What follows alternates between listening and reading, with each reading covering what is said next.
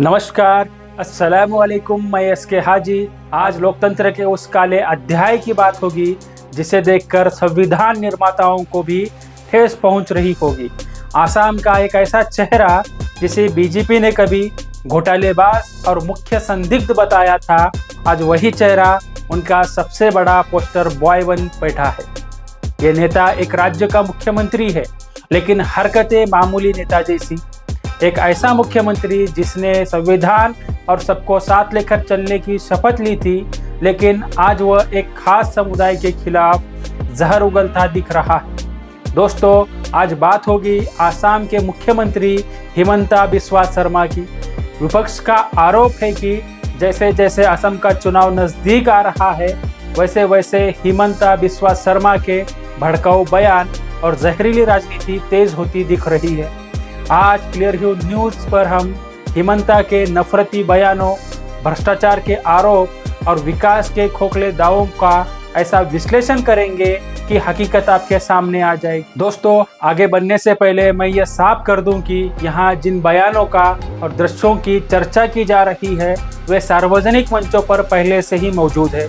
हमारा मकसद नफरत फैलाना नहीं, बल्कि संवैधानिक पद पर बैठे व्यक्तियों के बयानों का समाज पर पड़ने वाले असर का विश्लेषण करना है। सांप्रदायिकता चरम पर। दोस्तों, भाग 1 की शुरुआत करते हैं वो जहर से जो सीधे मुख्यमंत्री हिमंता बिस्वा शर्मा की जुबान से टपक रहा है। जैसे जैसे असम का चुनाव नजदीक आ रहा है, वैसे वैसे इनकी सांप्रदायिक राजनीति का मीटर भी बढ़ता हुआ दिख रहा है। विपक्ष इन पर सांप्रदायिक राजनीति का आरोप लगा रहा है। यह संवैधानिक पद पर बैठे मुख्यमंत्री की भाषा नहीं हो सकती।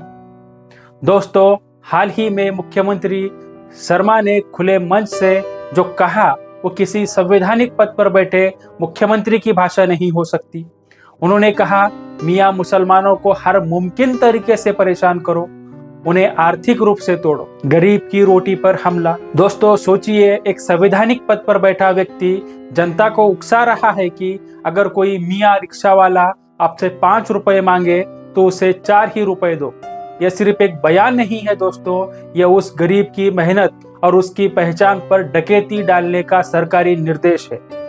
जब शीर्ष नेतृत्व से इस तरह के बयान आते हैं, तो आलोचक सवाल उठाते हैं कि जमीनी स्तर पर इसका क्या असर होगा। क्या इससे सामाजिक तनाव बढ़ सकता है? क्या यह सबका साथ, सबका विकास के दावे से मेल खाता है? नफरत का शूटिंग वीडियो। दोस्तों, इसके साथ ही हिमंता का एक वीडियो सामने आया है, जिसे बीजेपी आसाम के ट्विटर हैंडल से अपलोड किया गया था। आलोचना के बाद उसे डिलीट कर दिया गया, लेकिन उस वीडियो ने अपना काम कर दिया। देखते ही देखते वो वीडियो देश भर में वायरल हो गया। सोचो इसका समाज पर क्या असर पड़ा होगा। इस वीडियो में हिमंता शर्मा राइफल से निशाना साध रहे हैं। यह वीडियो साफ साफ इशारा था कि उनके निशाने पर कौन है। इस वीडियो में एक समुदाय विशेष के लोगों को निशाना बनाते हुए दिखाया गया। यह सीधे तौर पर संविधान के अनुच्छेद 14 और 15 की धज्जियां उड़ाना है। मुख्यमंत्री का काम कानून का राज स्थापित करना होता है। आलोचक आरोप लगा रहे हैं कि हिमंता शर्मा खुद भीड़ तंत्र को बढ़ावा दे रहे। दोस्तों, ये सब एक लोकतांत्रिक देश में हो रहा। जमीन के सौदों पर पहरा और आर्थिक घेराबंदी। दोस्तों, नफरत सिर्फ बयानों तक सीमित नहीं है, अब इसे कानून की शक्ल दी जा रही है, ऐसा आलोचक कह रहे हैं। हिमंता सरकार ने हाल ही में नियम बना दिया कि हिंदू और मुस्लिम के बीच जमीन के सौदों की विशेष निगरानी अब मुख्यमंत्री कार्यालय से होगी। आखिर क्यों? क्या इस देश में कोई अपनी मेहनत की जमीन अपनी मर्जी से बेच नहीं सकता? विपक्ष आरोप लगा रहा है कि यह लैंड जिहाद का फर्जी नैरेटिव इसलिए गढ़ा जा रहा है कि ताकि मुस्लिमों की आर्थिक कमर तोड़ी जा सके और चुनाव में हिंदुओं को डराकर वोट बटोरे जा सके। क्या इस देश का नागरिक अपनी मर्जी से अपनी संपत्ति नहीं बेच सकता? दोस्तों, आखिर इसका मकसद क्या है? आलोचक कह रहे हैं ये लैंड जिहाद का फर्जी डर फैलाकर एक समुदाय को आर्थिक रूप से अपाहिज बनाने की साजिश है। चुनाव करीब है, इसलिए जमीन को भी सांप्रदायिक रंग दिया जा रहा है ताकि ध्रुवीकरण की फसल काटी जा सके।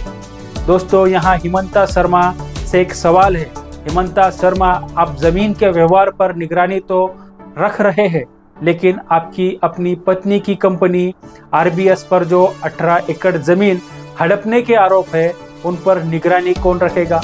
दूसरों की जमीन पर पहरा और अपनी कंपनी के लिए गरीबों की जमीन का बंदरबाट, क्या यही आपका असल राष्ट्रवाद है? दोस्तों, भ्रष्टाचार की पोल खोल। अब बढ़ते हैं भाग 2 की ओर। अक्सर लोग पूछते हैं कि हिमंता बिस्वा शर्मा अचानक इतने सांप्रदायिक क्यों लगने लगे हैं। जवाब उनकी पुरानी फाइलों में छिपा है। जो लोग आज हिंदू खतरे में है का नैरेटिव बेच रहे हैं, असल में उनका अपना अतीत भ्रष्टाचार के आरोपों से भरा हुआ है। नफरत तो सिर्फ एक पर्दा है, असली खेल तो वॉशिंग मशीन का है। दोस्तों, यहाँ एक बात साफ कर देना बहुत ज़रूरी है। भ्रष्टाचार के ये सभी मामले फिलहाल कोर्ट में हैं या जांच के दायरे में हैं। किसी भी अदालत ने उन्हें अब तक इन मामलों में दोषी करार नहीं दिया है। हम यहाँ केवल उन तथ्यों को और मीडिया रिपोर्ट्स की चर्चा कर रहे हैं जो पहले से ही सार्वजनिक डोमेन में मौजूद है। लुई बर्जर घोटाला, जब बीजेपी ने खुद कहा भ्रष्टाचारी। दोस्तों, साल 2015 याद है। आज जो बीजेपी हिमंता के नाम की माला जपती है, उसी बीजेपी ने एक बुकलेट जारी की थी, saga of scams in Congress rural states. अमेरिकी कंपनी लुई बर्जर ने अमेरिकी अदालत में कबूल किया था कि उन्होंने गुवाहाटी वाटर प्रोजेक्ट का ठेका लेने के लिए भारतीय अधिकारियों को $17 मिलियन यानी करीब 120 करोड़ रुपए की रिश्वत दी थी। उस वक्त गुवाहाटी विकास विभाग के मंत्री कौन थे? धर्म के ठेकेदार हिमंता बिस्वा शर्मा जी। बीजेपी ने उन्हें इस घोटाले का मुख्य संदिग्ध की सस्पेक्ट घोषित किया था, लेकिन जैसे ही उन्होंने पाला बदला और बीजेपी की वॉशिंग मशीन में डुबकी लगाई, सीबीआई और ईडी की फाइलें गायब हो गई और भ्रष्टाचार अब पुण्य बन गया, ऐसा विपक्ष कहता है। पीपीई किट घोटाला, आपदा में अपनों का फायदा। दोस्तों, कोरोना काल में जब पूरा देश ऑक्सीजन और दवाइयों के लिए तड़प रहा था, तब असम में आपदा को अवसर बनाने का खेल चल रहा था। द वायर और द क्रॉस करंट की जांच रिपोर्ट के अनुसार 2020 में असम सरकार ने बिना किसी टेंडर के पीपीई किट के ठेके दिए। ये ठेके किसे मिले? मुख्यमंत्री की पत्नी रिनिकी भुइयां शर्मा की कंपनी जेएमबी पब्लिकेशंस और उनके बिजनेस पार्टनर्स को। जहां दूसरी कंपनियों से 600 रुपयों में किट ली जा रही थी, वहीं मुख्यमंत्री की पत्नी की कंपनी को 990 रुपये प्रति किट का ऑर्डर दिया गया था। यानी सीधे सीधे जनता के टैक्स के पैसों की बंदरबाट। आपदा में अपनों को मालामाल करना, क्या यही आपका असम मॉडल है? सीएमजी, शारदा चिटफंड और सीबीआई की रेड। दोस्तों, बात यहीं खत्म नहीं होती। साल 2014 में शारदा चिटफंड घोटाले की जांच की आंच इनके घर तक पहुंची थी। सीबीआई ने इनके घर और दफ्तर पर छापेमारी की थी और कुछ घंटों की पूछताछ की थी।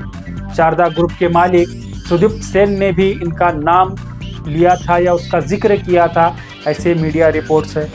दोस्तों, इतनी नफरत क्यों? साफ है, जब भी ये पुराने घोटाले चर्चा में आते हैं या जनता विकास पर सवाल पूछती है, तब मियाँ मुसलमान, मदरसा, लैंड जिहाद का शोर मचाने लगते हैं। यह नफरत उनकी विचारधारा नहीं, बल्कि उनकी लीगल प्रोटेक्शन, कानूनी सुरक्षा लगती है। नफरत और सांप्रदायिकता फैलाने वाले जानते हैं कि जब तक समाज बटा रहेगा, कोई उनसे घोटालों पर सवाल नहीं पूछेगा। तो सवाल ये है कि क्या हम इस नफरत की आड़ में घोटालों को भूल जाएंगे? क्या भ्रष्टाचार का इलाज सिर्फ पार्टी बदलना ही रह गया है? विकास का गुब्बारा। दोस्तों, अब बढ़ते हैं भाग 3 की ओर। मुख्यमंत्री हिमंता बिस्वा शर्मा अक्सर टीवी चैनलों पर बैठकर दावा करते हैं कि असम विकास की बुलेट ट्रेन पर सवार है, लेकिन क्या यह सच है या फिर विकास सिर्फ करोड़ों रुपयों के विज्ञापनों में चमक रहा है? आज हम नीति आयोग की रिपोर्ट्स के जरिए इस सरकार के विकास के गुब्बारे की हवा निकालेंगे। दोस्तों, ये काम मेनस्ट्रीम मीडिया का है, फिर भी हम कर रहे हैं। दोस्तों, सरकारी फाइलों में और विज्ञापनों में असम एक नंबर हो सकता है, लेकिन नीति आयोग की एसडीजी इंडेक्स 2025 की रिपोर्ट कुछ और ही कहानी बयां करती है। सतत विकास लक्ष्यों एसडीजी के मामले में असम देश के 28 राज्यों में से 23वें नंबर पर है। हिमंता शर्मा जी, अगर विकास हो रहा है तो असम स्वास्थ्य, शिक्षा और गरीबी मिटाने के मामले में देश के सबसे पिछड़े राज्यों की कतार में क्यों खड़ा है? स्वास्थ्य सेवा, माँ और बच्चे की जान की कीमत क्या है? दोस्तों, असम का स्वास्थ्य मॉडल सोशल मीडिया पर तो बहुत चमकता है, लेकिन जमीनी हकीकत डरावनी है। असम में मातृ मृत्यु दर अभी भी राष्ट्रीय औसत से बहुत अधिक है। अस्पतालों की कमी और डॉक्टरों की किल्लत के कारण आज भी असम के ग्रामीण इलाकों में बुनियादी इलाज सपना लगता है। नीति आयोग के डेटा के मुताबिक स्वास्थ्य के कई मानकों पर असम परफॉर्मर से गिरकर निचली श्रेणी में पहुंच गया है। कर्ज का दलदल, उधार लेकर घी पीना। दोस्तों, हिमंता सरकार का आर्थिक मॉडल कर्ज पर टिका हुआ है। 2025-26 के बजट अनुमान बताते हैं कि असम पर कर्ज का बोझ उसकी कुल जीडीपी का 32% तक पहुंच गया है। सरकार पुराने कर्ज का ब्याज चुकाने के लिए नया कर्ज ले रही है और इस कर्ज के पैसों का इस्तेमाल कहाँ हो रहा है? सड़कों पर मुख्यमंत्री के बड़े बड़े होर्डिंग्स लगाने में। क्या आने वाली पीढ़ियों को आप सिर्फ नफरत और कर्ज का बोझ देकर जाएंगे? ऐसा सवाल लोग पूछ रहे हैं। सोशल मीडिया पर सवाल उठ रहे हैं। बेरोजगारी और पलायन, कहाँ है अमृतकाल? टाटा का प्लांट लगाने और लाखों नौकरियों के दावे तो बहुत हुए, लेकिन हकीकत क्या है? आज भी असम का युवा 10-12 हजार की नौकरी के लिए बेंगलुरु, केरल, महाराष्ट्र और कर्नाटक भागने को मजबूर है। दोस्तों, असम में बेरोजगारी दर उन युवाओं में सबसे ज्यादा है जो पढ़े लिखे हैं। जब रोजगार पर सवाल होता है तो मुख्यमंत्री जी बताने लगते हैं कि मियाँ मुस्लिम सब्जी महंगी बेच रहे हैं। क्या सब्जी की महंगाई पर राजनीति करने से युवाओं को नौकरी मिल जाएगी? दोस्तों, आखिर नफरत क्यों फैलाई जा रही है? आप तीनों कड़ियों को जोड़कर देखिए। जब भ्रष्टाचार भाग 2 की फाइलें डराने लगती है और जब विकास भाग 3 के मोर्चे पर सरकार फेल हो जाती है, तो जनता का ध्यान भटकाने के लिए नफरत भाग 1 का मॉडल लॉन्च किया जाता है। हिमंता बिस्वा शर्मा जानते हैं कि जिस दिन जनता ने अस्पताल, स्कूल और रोजगार पर सवाल पूछना शुरू कर दिया, उस दिन उनका नफरत का नकाब उतर जाएगा। दोस्तों, आखिर कानून रोकता क्यों नहीं? दोस्तों, अब सबसे बड़ा सवाल और चुभता हुआ सवाल, आखिर कानून इनको रोकता क्यों नहीं? विपक्ष कहता है कि इन्होंने सिस्टम को इस कदर अपनी गिरफ्त में कर लिया है कि जांच एजेंसियां अब स्वतंत्र नहीं बल्कि सत्ता की धुन पर नाचने वाली कठपुतलियां बन गई है। आज सोशल मीडिया पर जनता एक तीखा सवाल पूछ रही है। सुप्रीम कोर्ट जब आवारा कुत्तों के काटने के मामले पर स्वतः संज्ञान ले सकता है, आदेश दे सकता है, तो जब संवैधानिक पद पर बैठा एक मुख्यमंत्री सरेआम समाज में नफरत, सांप्रदायिकता फैला रहा है, तो अदालत खामोश क्यों है? क्या संवैधानिक मर्यादा का चाबुक सिर्फ विपक्ष के लिए सुरक्षित रखा गया? दोस्तों, विपक्ष के अनुसार इस पूरी नफरत के पीछे एक बहुत ही गंदी और खतरनाक रणनीति छिपी हुई है। पहले एक समुदाय विशेष के खिलाफ ऐसी बातें कहो कि उन्हें गुस्सा आए। जब माहौल बिगड़ेगा तो समाज में डर पैदा होगा, और जब तनाव पैदा होगा तो उसका सीधा फायदा चुनाव में किसे मिलेगा, आप ये अच्छे से जानते ही हैं। लोग जेलों में सड़ेंगे और ये नेता जनता के बीच जाकर छाती ठोक कर कहेंगे, देखो हमने तुम्हें बचा लिया। ये विकास का मॉडल नहीं दोस्तों, ये विनाश का मॉडल। जनता की अदालत में फैसला। देश की जनता आज सब कुछ देख रही है। असम के चुनाव करीब है, वैसे हलचल भी बड़ी है। याद रखिए, इतिहास गवाह है कि नफरत की उम्र बहुत छोटी होती है। जब रक्षक ही भक्षक बन जाए तो जनता को अपने हक के लिए खड़ा होना पड़ता है। महात्मा गांधी जैसा आदर्श हमारे सामने है।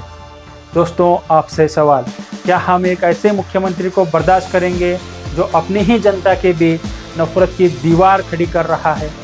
क्या भ्रष्टाचार के दागों को धोने के लिए पूरे राज्यों को सांप्रदायिकता के आग में झोंकना जायज़ है? अपनी राय कमेंट बॉक्स में ज़रूर दें। क्या आपको लगता है कि हिमंता बिस्वा शर्मा को 1 मिनट भी अपने पद पर रहने का नैतिक अधिकार नहीं है? इस वीडियो को इतना शेयर करें कि इसकी गूंज नफरत के सुल्तान की कुर्सी तक जा पहुंचे और उन्हें पता चले कि जनता अब जाग चुकी है। दोस्तों, मैं हूं एसके हाजी। देखते रहिए क्लियर व्यू न्यूज़, क्योंकि हम सच को दिखाने से डरते नहीं, चाहे सामने सत्ता का सबसे बड़ा चेहरा ही क्यों न हो। निष्पक्ष और आपकी आवाज़। जय हिंद, जय भारत।